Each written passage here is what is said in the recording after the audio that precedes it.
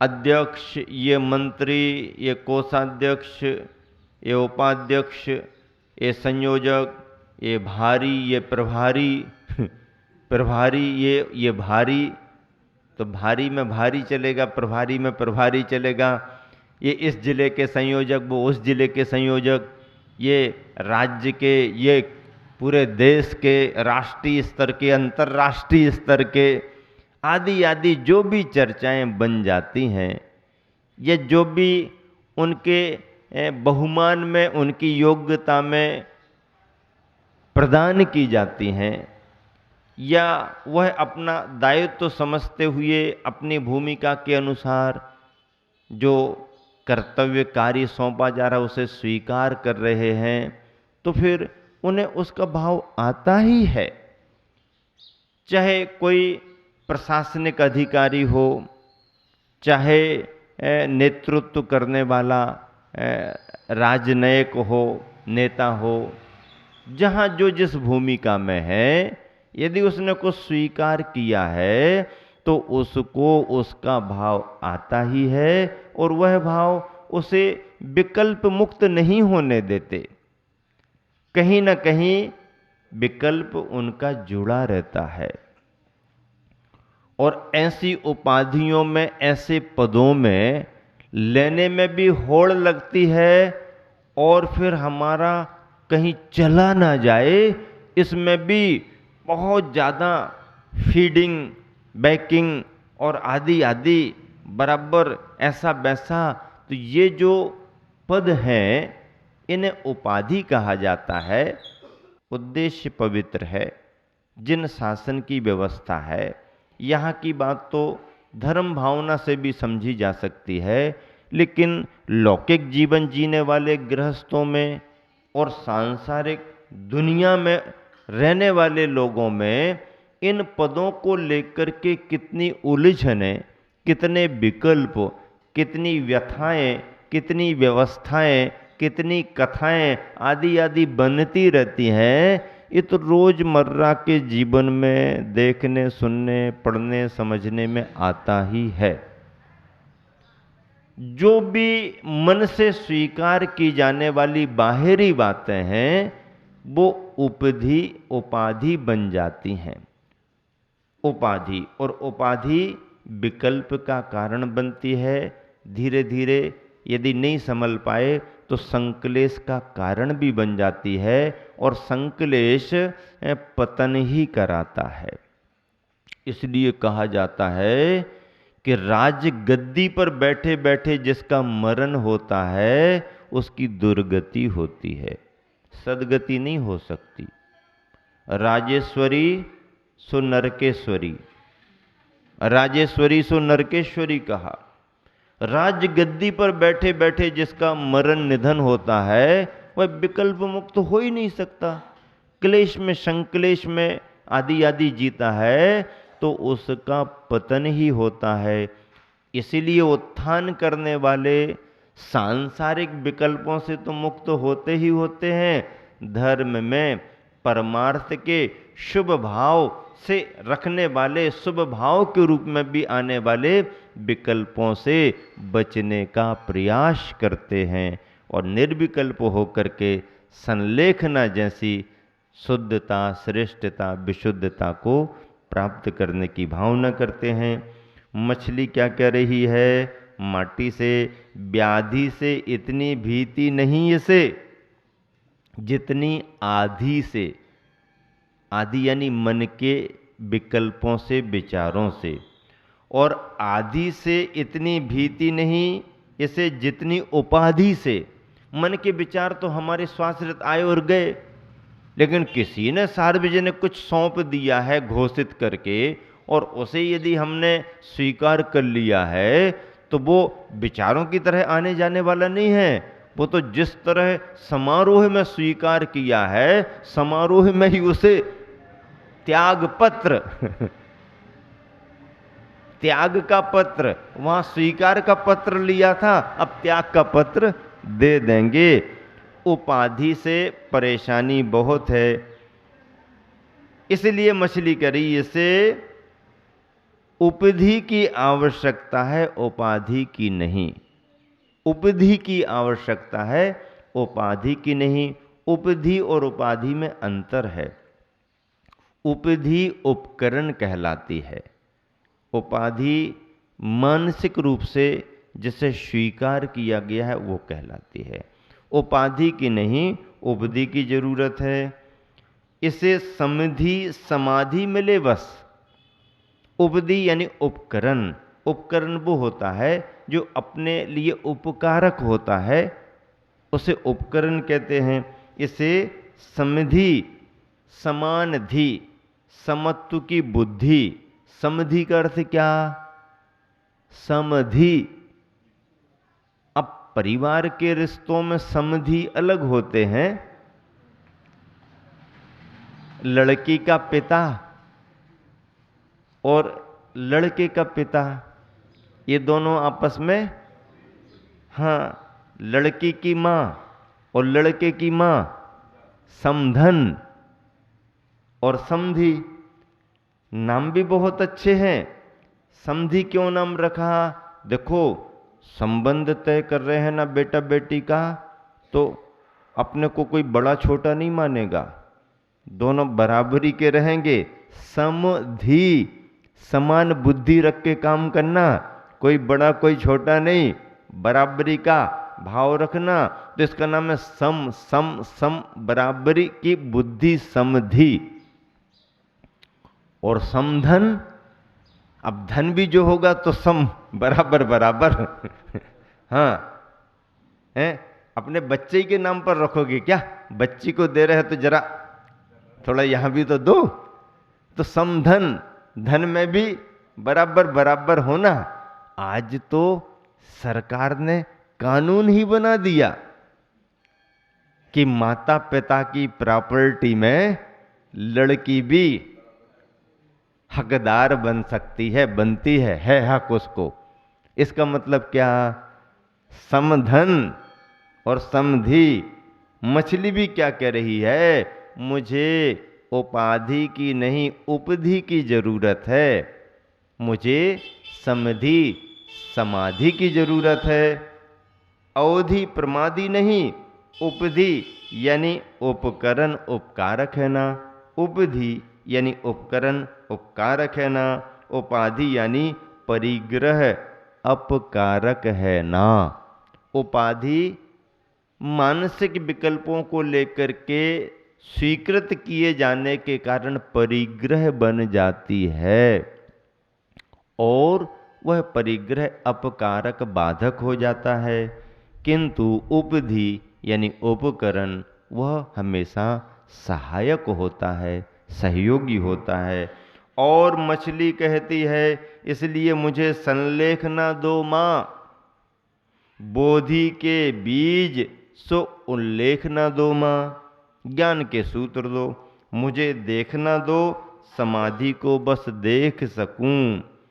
इस पर मुस्कान लेती हुई माटी कहती है, मछली के ऐसे भावों को सुनकर के माटी कहती है, संलेखना यानी काय और कसाय को कृश करना होता है बेटा। काया को कृश करने से कसाय का दम घुटता है। काया को कृश करने से कसाय का दम घुटता है, घुटना ही चाहिए। और काया को मिटाना नहीं, काया को मिटाना नहीं, मिटती काया में, मिटती काया में, मिलती माया में मिलान मुखी और मुदित मुखी नहीं होना ही। मिलती माया में, मिटती काया में मिलान मुखी और मुदित मुखी, न दीनता का भाव न अति उत्साह का भाव नहीं होना ही सही संलेखना है। अन्यथा आत्म का धन लुटता है, आत्म का धन चला जाएगा। संलेखना में दीनता भी नहीं है और अति उत्साह जैसा भी नहीं। उत्साह संलेखना के प्रति होगा, मिलानमुखी निराशा भी नहीं है, मुदित मुखी, कुछ पाने की आशा भी नहीं है। समभाव, लाखों वर्षों तक जीवूं या मृत्यु आज ही आ जावे। संलेखना को निर्दोष बनाने में जो सूत्र दिए हैं आचार्यों ने, उसमें कहा है कि जीवित मरना संसार, अधिक जीवन जीने की इच्छा नहीं, अभी अभी आयु पूरी हो जाए ऐसी इच्छा नहीं। मित्रानुराग, वो हमारे परिचित हैं उनको बुला दो, ठीक है, वो आखिरी आखिरी में तो बुला दो, वो बड़ा भगत है, बहुत सेवा की है, हमेशा हमारी बात मानता रहा। संलेखना में नहीं, निर्विकल्पता। और सुखानुबंध, निदानानी, कुछ नहीं चलेगा वहां पर। इन सबसे निर्विकल्प होना संलेखना मानी गई है। वातानुकूलित हो या ना हो, वातानुकूलित का मतलब एयर कंडीशन की व्यवस्था उस समय हो या ना हो, वातानुकूलित हो या ना हो, अपने अपनी बात के अनुरूप हो या ना हो। वातानुकूलित हवा की अनुकूलता, वातानुकूलित अपनी बात की अनुकूलता हो या ना हो। सुख या दुख के लाभ में भी भला छुपा हुआ रहता है। सुख या दुख के लाभ में भी भला छुपा रहता है। देखने से दिखता है समता की आंखों से, समता की आंखों से देखोगे तो दिखेगा। लाभ शब्द ही स्वयं विलोम रूप से कह रहा है लाभ भला, लाभ भला, लाभ भला। और सुनो बेटा, मासूम मछली रहना यही समाधि की जनी है। मासूम बने रहना यही समाधि की जनी है। मासूम का मतलब एक छोटा सा बच्चा, जिसे हम शिशु कहते हैं, वह मासूम होता है। क्यों कहा मासूम? क्योंकि उसके मन का अभी ज्यादा विकास नहीं हुआ। मन का ज्यादा विकास नहीं हुआ तो माया का भी ज्यादा विकास नहीं हुआ। मन के विकास के साथ साथ माया का भी विकास होता है। बच्चा अभी छोटा है, मन भी उसका छोटा है, उसको संसार और संसारी उलझने मालूम नहीं। सुख दुख उसके केवल उसकी आवश्यकता पर ही है, बाकी दुनिया से कोई मतलब नहीं। तो मछली को भी माटी कह रही है कि तुम मासूम ही बने रहना। मासूम बने रहना ही समाधि की जनी है, यानी समाधि समता के भावों को लाने वाली है। और माटी संकेत करती है शिल्पी को कि इस भव्यात्मा को कूप में पहुंचा दो, सुरक्षा के साथ, अविलंब, देर मत करो। क्योंकि विलंब हुआ तो मछली को बेचैनी बढ़ेगी। इस भव्यात्मा को कूप में पहुंचा दो सुरक्षा के साथ, अविलंब, अन्यथा इसका अवसान होगा। दोष के भागी तुम बनोगे, असहनीय दुख जिसका फलदान होगा। ऐसा दोष लगेगा तुमको, ऐसा पाप का आश्रय होगा तुम्हारे लिए जिसका फल असहनीय दुख होगा। क्यों? क्योंकि पानी तुमने भरा, पानी में मछली आ गई, मछली बाहर गिर गई। अब यदि तुम देखते रहोगे और इसको उसके यथास्थान नहीं पहुंचाओगे तो पानी के बिना इसका प्राणांत हो गया तो इसके मरण के दोषी आप बनोगे। संगी पंचेंद्री की हिंसा हो जाएगी। जब तुम छोटे छोटे जल के अंदर रहने वाले जीवों की रक्षा करने का भाव रख रहे हो और पानी छान करके जीवों को यथास्थान भिजाने की भावना रखते हो, फिर तो ये मछली है। माटी ने ऐसा संकेत दे दिया। जल छन गया है और जली जंतु शेष बचे हैं वस्त्र में, उन्हें और मछली को बाल्टी में शुद्ध जल डालकर कूप में सुरक्षित पहुंचाता है शिल्पी। फिर तुरंत ही अनछना जितना जल था वह मछली को भी उसी में डाल करके और शुद्ध जल और ऊपर से डाल करके शिल्पी पानी को कुएं में सुरक्षित पहुंचाता है। सुरक्षित कैसे पहुंचाता है? पूर्ण सावधान होकर। कैसे पहुंचाता है? तो जो कड़ी लगी रहती है, रिंग लगा रहता है, उससे भी एक डोर बंधी रहती है। जब जीवानी विलछानी करते हैं तो बाल्टी जब नीचे जाती है तो फिर जो कड़ी वाली रस्सी रहती है उसको ऊपर करते हैं तो बाल्टी पलट जाती है, खाली हो जाती है, फिर रस्सी से उसको निकाल लेते हैं। ये जीवों को यथा स्थान पहुंचाने की जीवानी की विधि है, जो जिनवानी में श्रावकाचार में श्रावकों के लिए अत्यंत अनिवार्य बतलाई गई है। और जिस समय शिल्पी जीवानी करने के लिए बाल्टी को अंदर डाल रहा है कुएं में, तो कूप में एक बार और दया विशुद्धो धम्मो ध्वनि गूंजती है और ध्वनि से ध्वनि प्रतिध्वनि निकलती हुई दीवारों से टकराती टकराती ऊपर आ उपाश्रम में लीन डूबती सी। बस ये पहले खंड का समापन है। पहले खंड का सारांश आपने समझ लिया। प्रसंगों में जो संदेश छिपे थे उन्हें भी अच्छे से आपने समझ लिया। भाव भाषणा उनकी हुई।